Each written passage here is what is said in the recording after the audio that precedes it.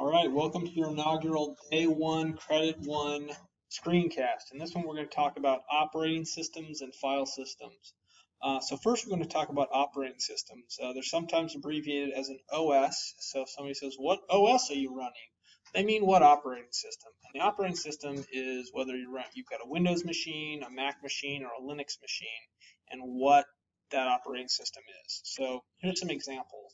The most common Windows operating systems right now are Windows 8 and Windows Vista. Every single Microsoft operating system has Windows in front of it to some extent or another. All of the Macintosh operating systems are OS for operating system, which is simple enough.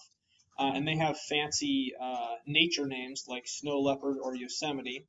And the Linux operating systems have weird names because anybody can modify the Linux kernel and create their own version of the Linux operating system because it's what is called open source, which basically means free.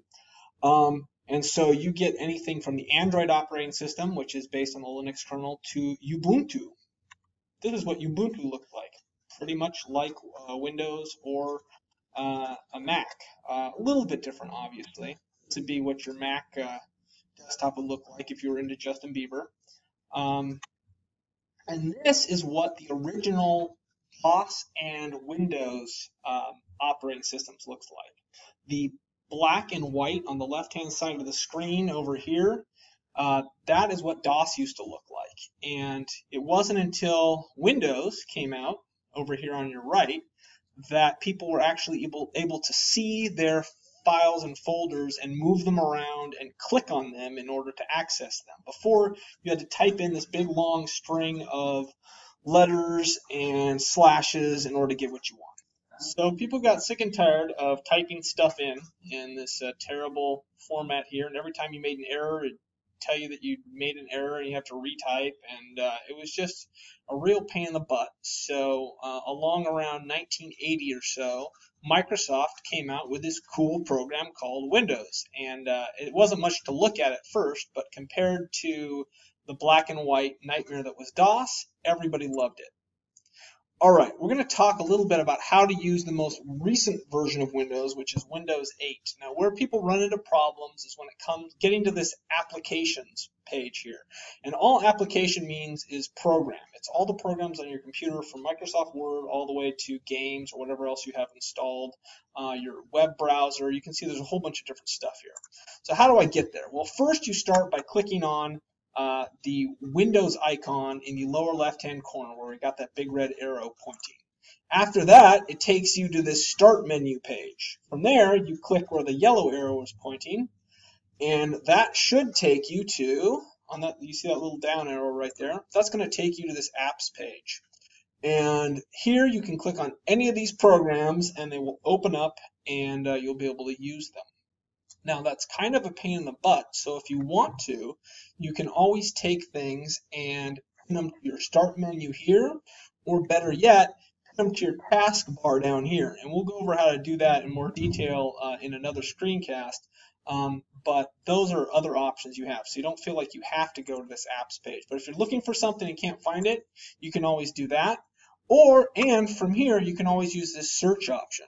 Now, an easier way to use the search option is to use this thing called the charms bar. I'm going to show you the charms bar here. Let's exit out of the program. If you go into the upper right-hand corner, this thing pops up called the charms bar. And this gives you access to not only your search menu here, which will let you look everywhere on your entire computer for files, folders, pictures, whatever.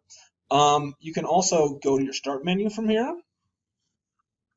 Or you can go to your control panel and settings. So this is where you go if you want to make changes to your internet settings here. If you wanted to go to your control panel and mess with a printer or uninstall a program, what have you. So that's how you get to this thing called the charms bar. I don't know why they called it the charms bar. Ask Microsoft. Okay, back to our presentation. We're going to talk a little bit about how to use file systems. So what are files and how do I use them? A file is just a place on your computer where you store information. Just like a file in real life, you can put papers in and shove it in a desk or a file folder. you could also do the same on a computer, except it's virtual.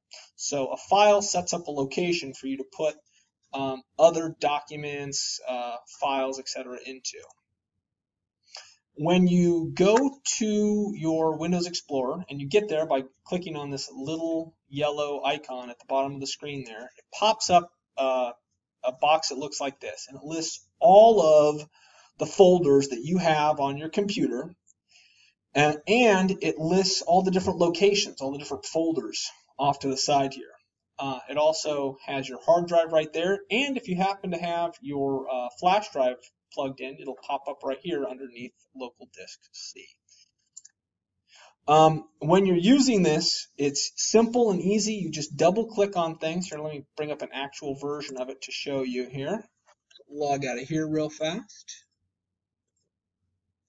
Bring up an actual version of it. You simply double click. It opens up whatever folder you're looking for, and it's good to have, sometimes you'll have what are called subfolders within folders where you organize information.